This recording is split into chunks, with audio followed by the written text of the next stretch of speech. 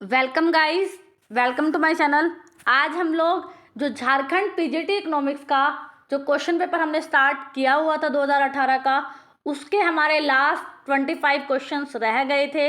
इस वीडियो के अंदर हम उन्हीं क्वेश्चंस को कंप्लीट करेंगे। इससे पहले ये जो 2018 का क्वेश्चन पेपर है, इसकी 3 वीडियोस आ चुकी हैं और हर एक वीडियो में हमने 25 क्वेश्चंस को डिस्कस किया है। अगर आपने वो नहीं देखे तो आप चैनल पर जाइए और पहले उन वीडियोस को देखिए। उसके बाद 75 से 100 क्वेश्चन इस वीडियो में हम डिस्कस करेंगे।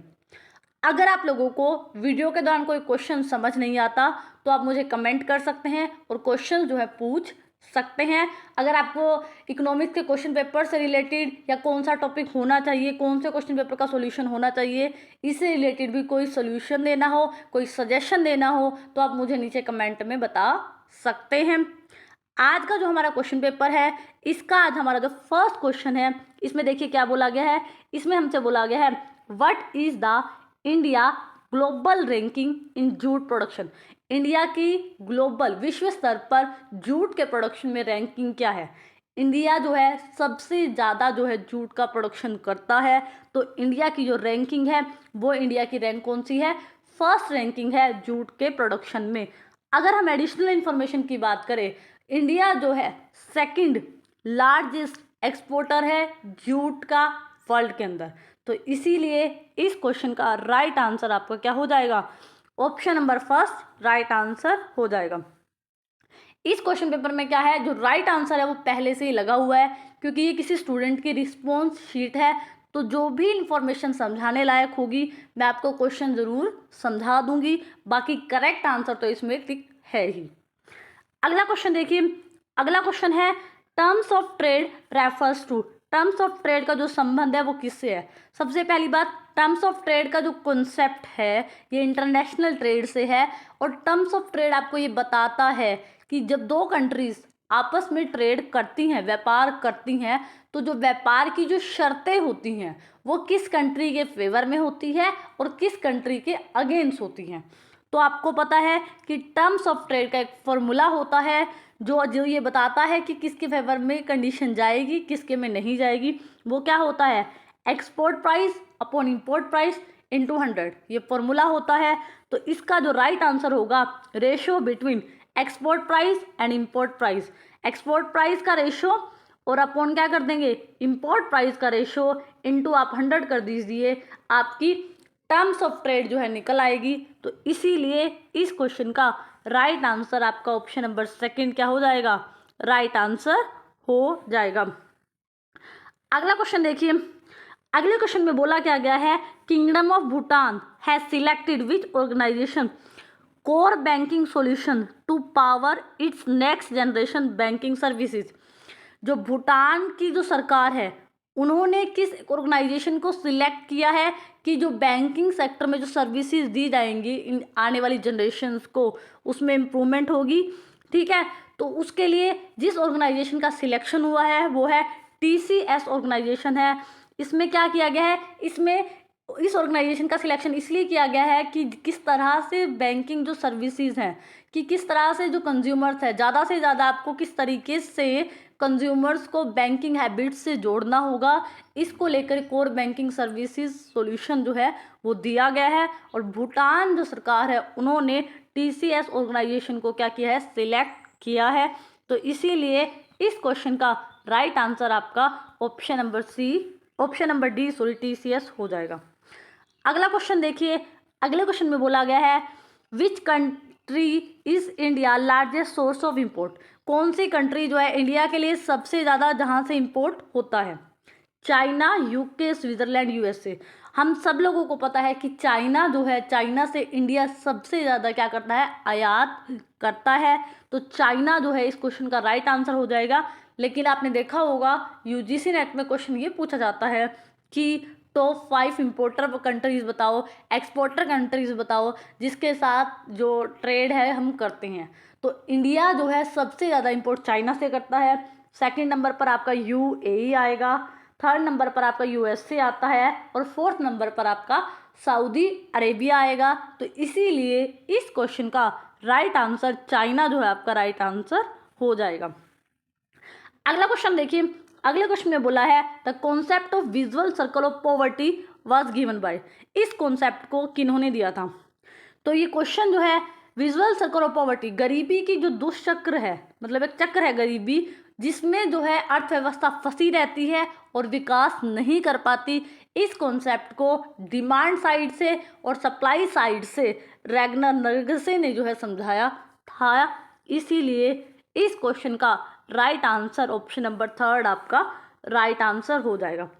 अगला क्वेश्चन बहुत इंपॉर्टेंट क्वेश्चन है, क्योंकि ये क्वेश्चन बार बार अलग अलग तरीके से जो है पूछा जाता है, चाहे आप KVS का क्वेश्चन पेपर उठा लो, NVS का उठा लो, या UGC नेट में आपने बहुत बार देखा होगा। The effect of devaluation on balance of payment is often describe, कि हमने करेंसी का डिवैल्यूएशन कर दिया, उसके बाद बैलेंस ऑफ पेमेंट पर उसका क्या प्रभाव पड़ेगा, उसको हम किस कर्व से दिखाते हैं? तो उसको हम जे कर्व की हेल्प से दिखाते हैं। तो आप लोगों को पता है कि करेंसी क्या क्या होता है। सबसे पहले हम करते हैं करेंसी का डिवैल्यूएशन, और डिवैल्यूएशन करने से क्या होता है, एक्सपोर्ट तो हमारे बढ़ जाते हैं और इंपोर्ट कम हो जाती है, ठीक है। अब इससे क्या जो बैलेंस ऑफ पेमेंट है उस पर क्या इम्पैक्ट पड़ता है, तो इसको हम जे कर्व की सहायता से क्या करते हैं, दिखाते हैं। जे कर्व आपको हमेशा ये बताता है कि जब शुरू में करेंसी का डिवैल्यूएशन किया जाता है तो हमारी जो बैलेंस ऑफ पेमेंट की स्थिति होती है वो वर्स ऑफ होती है। कैसी होती है? वर्स ऑफ होती है, बुरी होती है। लेकिन धीरे धीरे डिवैल्यूएशन का जब इम्पैक्ट बढ़ता चला जाता है उसकी वजह से हमारा बैलेंस ऑफ पेमेंट क्या हो जाता है, पॉजिटिव हो जाता है। तो इस इफेक्ट को हम जे कर्व की सहायता से दिखाते हैं। अब आपके मन में क्वेश्चन ये आ रहा होगा कि जब आपने डिवैल्यूएशन कर दिया, जब आपके एक्सपोर्ट्स बढ़ गए, इंपोर्ट कम हो जाते हैं डिवैल्यूएशन करने से, तब फिर क्यों हमारा जो बैलेंस ऑफ पेमेंट होता है शुरू में उसकी कंडीशन जो होती है वर्स ऑफ क्यों होती है? तो इसका आंसर ये होगा कि शुरू में डिवैल्यूएशन होने के बाद जो कंट्रीज, फर्स्ट रीज़न ये हो सकता है कि कंट्रीज जो आपस में ट्रेड करती हैं तो उनके अपने एक्सपोर्ट और इंपोर्ट को लेकर पहले से ही कॉन्ट्रैक्ट साइन हो चुके होते हैं। अभी उन कॉन्ट्रैक्ट्स जो पहले से आपने साइन कर दिए इंपोर्ट को लेकर, उनमें चेंजेस नहीं हो सकते। तो इस वजह से शॉर्ट रन के अंदर तो आपको उन्हीं कॉन्ट्रैक्ट्स के सहारे चलना पड़ता है, आपको इंपोर्ट करना ही पड़ता है। तो उस वजह से डिवैल्यूएशन करने पर भी स्टार्टिंग में आपको इम्पैक्ट BOP पे उसका प्रभाव नहीं दिखता। सेकंड रीज़न ये होता है कि शॉर्ट रन में जो हमारी डिमांड, इंपोर्ट और एक्सपोर्ट की जो इलास्टिसिटी होती है वो क्या होती है, इन इलास्टिक होती है शॉर्ट रन में। तो इस वजह से भी बैलेंस ऑफ पेमेंट पर डिवैल्यूएशन का इम्पैक्ट नहीं दिखता। थर्ड रीज़न ये होता है कि अभी डिवैल्यूएशन हुआ है, एक्सपोर्ट शुरू में बढ़ने शुरू हुए हैं, और जो भी कंट्रीज़, जो भी बिजनेसमैन एक्सपोर्ट्स करते हैं, अभी उनके पास, उनको टाइम चाहिए अपने एक्सपोर्ट्स को क्या करने के लिए, स्केल अप करने के लिए। अभी वो उतना एफिशिएंट नहीं होते कि वो इंपोर्ट की सारी डिमांड्स को पूरा कर पाते हैं। तो उस वजह से भी शुरू में हमारे क्या होते हैं, शुरू में हमारे इंपोर्ट्स हमेशा ज़्यादा रहते हैं, एक्सपोर्ट्स उतने नहीं बढ़ पाते, जिसकी वजह से हमारा जे कर्व जो होता है, बैलेंस ऑफ पेमेंट का जो इफेक्ट होता है वो शुरू में हमारा वर्स ऑफ रहता है। कई बार ये क्वेश्चन पूछ लिया जाता है कि रीज़न क्या है कि जो बैलेंस ऑफ पेमेंट में जे कर्व शुरू में नेगेटिव जो है वर्स ऑफ क्यों रहता है। ये इन्फॉर्मेशन इंपॉर्टेंट थी, तो इसीलिए इस क्वेश्चन का राइट आंसर आपका ऑप्शन नंबर डी हो जाएगा। अगला क्वेश्चन देखिए, which government agency give recommendation to the government to on minimum support price for kharif and rabi seasons, कि गवर्नमेंट की कौन सी एजेंसी है जो कि रिकमेंडेशन देती है, अपने सुझाव देती है गवर्नमेंट को कि मिनिमम स्पॉट प्राइस, रबी और खरीफ की जो फसलें होती हैं उनका MSP जो है वो क्या होना चाहिए। तो वो ऑर्गेनाइजेशन जो गवर्नमेंट को सलाह देती है, रिकमेंडेशन देती है, वो है फूड कॉरपोरेशन, उस ऑर्गेनाइजेशन का नाम क्या है जो रबी और क्रॉप की फसल के लिए MSP डिसाइड करने में गवर्नमेंट की मदद करती है। तो उसके लिए कमीशन बनाया गया है, वो है commission for agriculture cost and price. ठीक है, ये कमीशन गवर्नमेंट की हेल्प करता है। इसीलिए इस क्वेश्चन का राइट आंसर आपका ऑप्शन नंबर 4 हो जाएगा। अगला क्वेश्चन देखिए, अगला क्वेश्चन क्या है, अगले क्वेश्चन में बोला गया है the devaluation of a currency is like to improve the balance of payment of country if, कि हमने क्या किया, अपनी करेंसी का डिवैल्यूएशन कर दिया, ठीक है, करेंसी का वैल्यू को आपने कम कर दिया, तो कब जो है आपका जो बैलेंस ऑफ पेमेंट है वो कब जो है इम्प्रूव हो पाएगा, उसकी स्थिति कब सुधर पाएगी। तो यहाँ पर आपसे अगर देखा जाए तो इनडायरेक्ट तरीके से मार्शल लर्नर की जो कंडीशन है बैलेंस ऑफ पेमेंट की वो आपसे पूछी है। तो हम सब लोगों को पता है कि जो मार्शल लर्नर ने कंडीशन दी है वो क्या है, उन्होंने कंडीशन में ये बताया है कि अगर हमारी elasticity of demand for export and import is greater than 1 होती है तो कंट्री का बैलेंस ऑफ पेमेंट में क्या आती है, इम्प्रूवमेंट आती है। उन्होंने कंडीशन में क्या कहा था, elasticity of export plus elasticity of import अगर ग्रेटर देन 1 आती है तो कंट्री का डीवैल्यूएशन करने से बैलेंस ऑफ पेमेंट में इम्प्रूवमेंट आएगी। अगर एक्सपोर्ट की इलास्टिसिटी प्लस इंपोर्ट की इलास्टिसिटी लेस देन 1 होती है, इसका मतलब कंट्री का जो बैलेंस ऑफ पेमेंट है वो वर्स ऑफ होगा। और अगर इक्वालिटी होती है दोनों के बीच में तो स्थिति में क्या है, संतुलन है।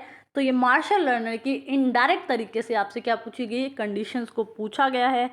इसीलिए इस क्वेश्चन का जो राइट आंसर है, sum of elasticity of demand for export and import is greater than 1, right answer for this question. अगला क्वेश्चन देखिए, एज पर 2005 TICMS एक सर्वे हुआ, what is the rank of Jharkhand in terms of efficiency and transparency of governance. जो survey किया गया था 2005 में, ठीक है, एक सर्वे हुआ था, उस सर्वे के हिसाब से जो झारखंड की सरकार है वो कितना एफिशिएंट तरीके से, कितना ट्रांसपेरेंसी होती है कि किसी के साथ आपने भेदभाव नहीं करना उनकी गवर्नेंस में, तो उसमें उन्होंने उस सर्वे में झारखंड की गवर्नमेंट को क्या रैंक दी थी। तो जो उस टाइम रैंक दी गई थी, झारखंड को जो रैंक दी गई थी वो थी 14 रैंक। इस क्वेश्चन का राइट आंसर हो जाएगा। अगला क्वेश्चन देखिए, under which 5-year plan green revolution was introduce and give the importance of agriculture strategy. जो हरित क्रांति का कॉन्सेप्ट कौन से 5-year प्लान में आया और कब हमने एग्रीकल्चर स्ट्रेटेजीज को अपनाया था। तो आप लोगों को पता है, सेकंड हमारा क्या था, इंफ्रास्ट्रक्चर डेवलपमेंट को लेके था, थर्ड में हमारा क्या हुआ था, ग्रीन रेवोल्यूशन हुआ था। तो थर्ड 5-year प्लान हमारा राइट आंसर हो जाएगा। बट यहाँ पर एक क्वेश्चन और पूछा जा सकता है कि थर्ड 5-year प्लान एक तरह से हमारा पूरी तरह से क्या रहा था, फेलियर रहा था। लेकिन इस क्वेश्चन का जो राइट आंसर आएगा आपका ऑप्शन नंबर 3 आपका राइट आंसर हो जाएगा। अगला क्वेश्चन देखिए, in which part of Indian constitution directive principle was incorporated.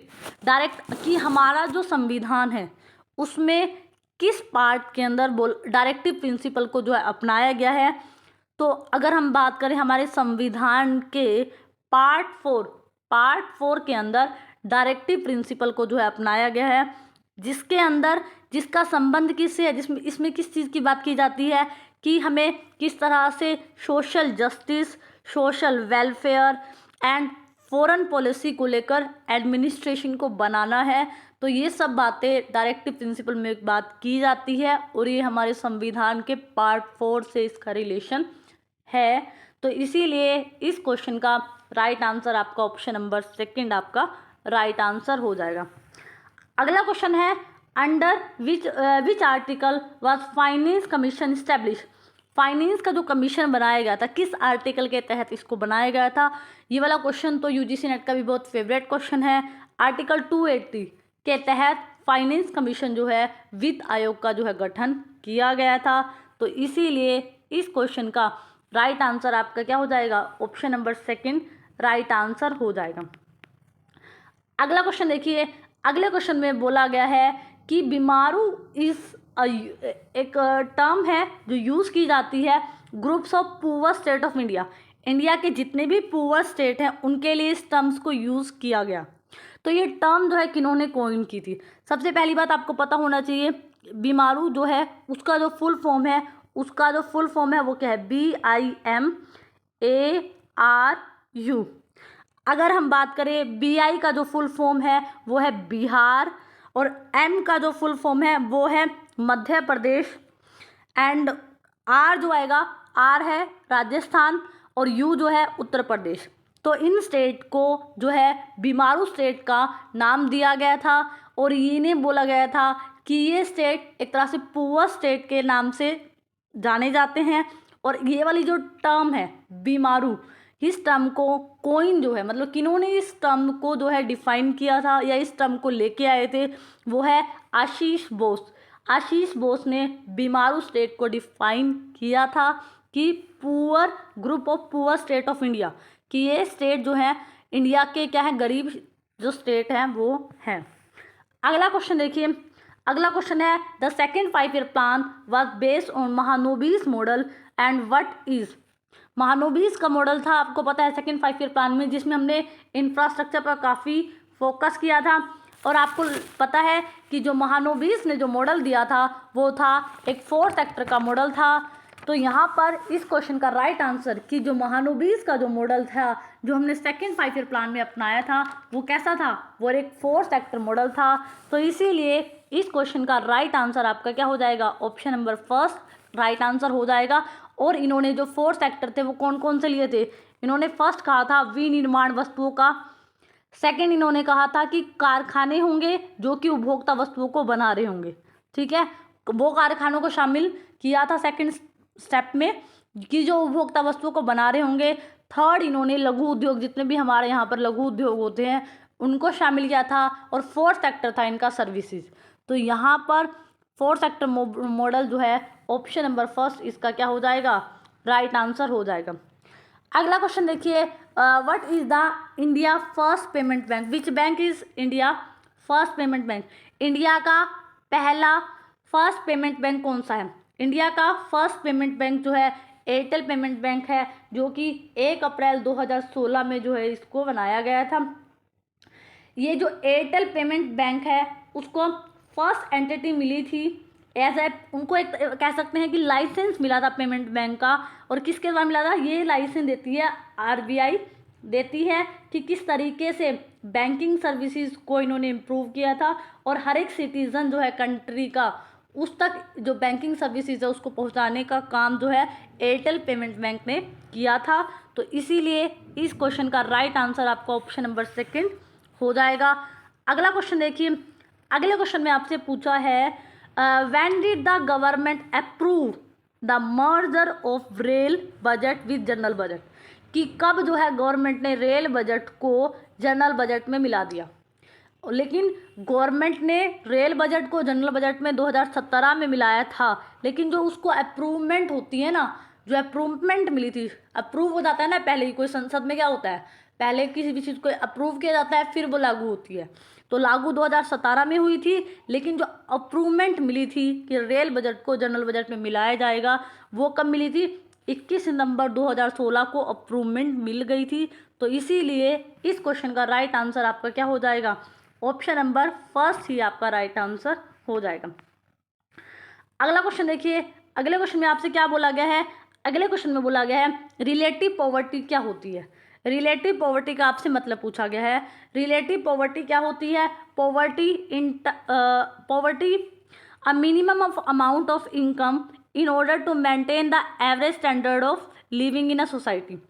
कि रिलेटिव पॉवर्टी एक ऐसी पॉवर्टी जब जितना मिनिमम पैसा आपको अपनी नीड्स को पूरा करने के लिए चाहिए, आपके पास जो नीड्स को पूरा करने के लिए मीडियन इनकम होनी चाहिए और आपके पास जो इनकम है उससे भी कम है। अगर मान लो आपको अपनी नीड्स को पूरा करने के लिए 500 रुपीज़ की ज़रूरत है मिनिमम, लेकिन आपके पास इससे बहुत कम हो, मान लो 50% कम हो, आपके पास 250 रुपीज़ ही हो, तो आप अपनी मिनिमम जो नीड्स है, मीडियन इनकम मैंने आपको बोली है ये कि ये तो एक एवरेज इनकम आपके पास नीड्स को पूरा करने के लिए होनी चाहिए। लेकिन अगर आपकी इनकम इससे भी कम है तो आप रिलेटिव पॉवर्टी जो है उसके अंदर आते हैं।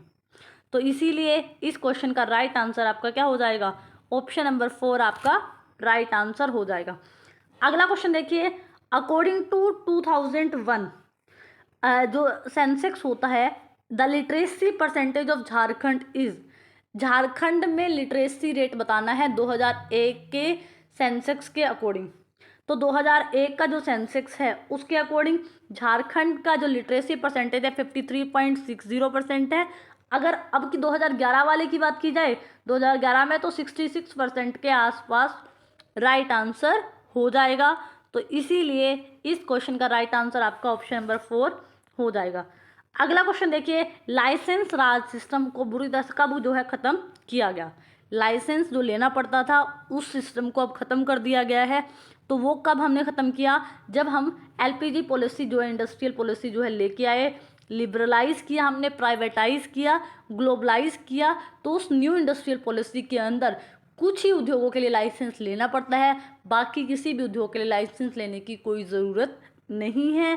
ट्रेड को इम्प्रूव करने के लिए, कंपटीशन को बढ़ाने के लिए ये कदम गवर्नमेंट ने उठाया था। इसलिए इस क्वेश्चन का जो राइट आंसर आपका हो जाएगा option number first right answer हो जाएगा।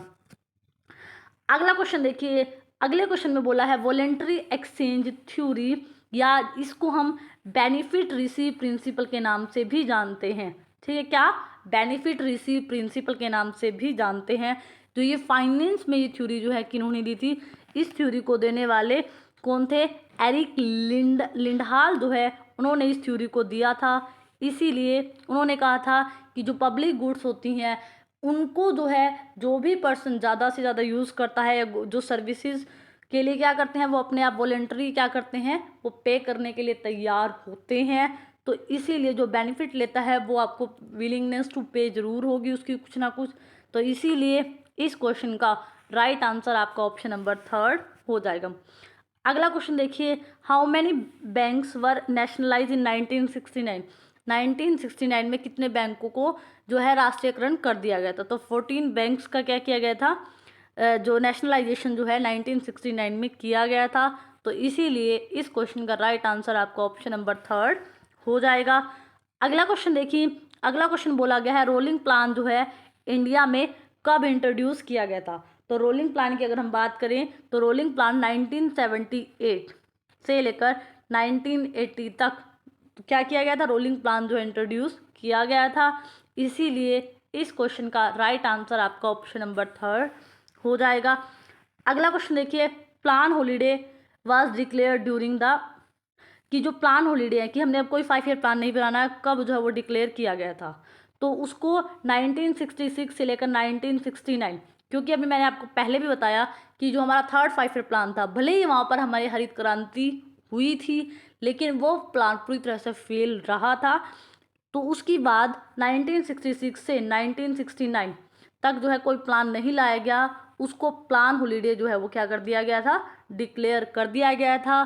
तो इसीलिए इस क्वेश्चन का राइट आंसर आपका ऑप्शन नंबर 4 हो जाएगा। अगला क्वेश्चन देखिए, natural unemployment rate consist of.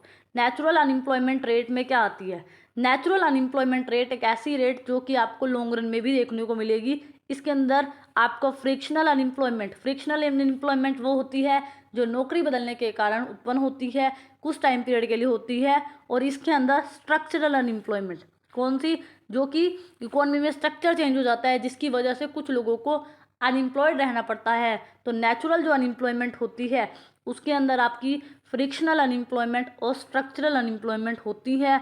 तो इसीलिए इस क्वेश्चन का राइट आंसर आपका ऑप्शन नंबर 2 हो जाएगा। अगला क्वेश्चन देखिए, 100th क्वेश्चन है ये। अगले क्वेश्चन में बोला गया है what was the growth rate of agriculture, forestry and fishing in year 2013 and 15। India में जो एग्रीकल्चर, फॉरेस्ट्री और फिशिंग की 2013-15 में ग्रोथ रेट आपसे पूछी गई है। तो उस टाइम जो है ग्रोथ रेट रही थी 4.2% जो है ग्रोथ रेट रही थी। आज हमारा झारखंड का पीजीटी इकोनॉमिक्स का जो क्वेश्चन पेपर है वो कंप्लीट हो चुका है 2018 का। आई होप सो आपको समझ आया होगा, अच्छा लगा होगा। तो अगर आपको समझ आया हो, अच्छा लगा हो तो प्लीज़ मेरे चैनल को सब्सक्राइब ज़रूर करना, लाइक करना एंड शेयर करना। Thank you so much for watching this.